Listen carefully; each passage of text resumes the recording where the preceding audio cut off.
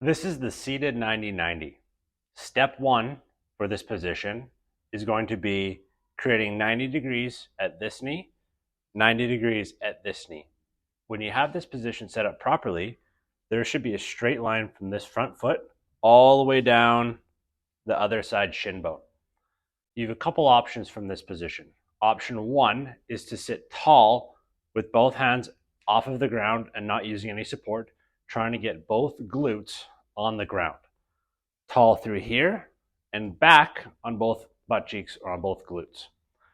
Option, if you cannot do this, is to have a hand on the ground leaning, or both hands can be behind you to take some stress off of this hip joint, which is where you should notice some type of stretch, maybe a little bit on the inside too, but it should be primarily in this right hip joint for myself if this leg is backwards, working internal rotation of this hip joint.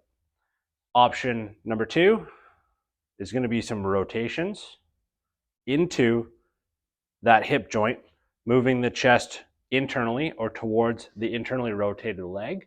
And option number three, which is even more challenging, is to touch the opposite knee to again work a little bit more of that internal range to get your brain to understand of this new range of motion and to help improve it. Step two of the seated 90-90 is for external rotation of the opposite leg. The position does not change. Slowly let this leg come down. You're going to take your elbow to your opposite knee and come on the ground. Everything should leave the stretch from the step one position and maybe move into the outside hip of the step two position of those outside glutes or lateral glutes position. You're going to hold this for about 30 seconds.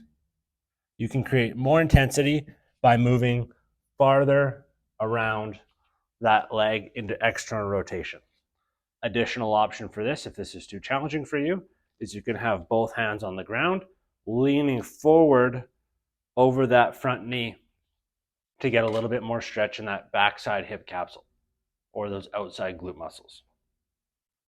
This is step one and step two of the seated 90-90 for both internal and external rotation of your hip joint.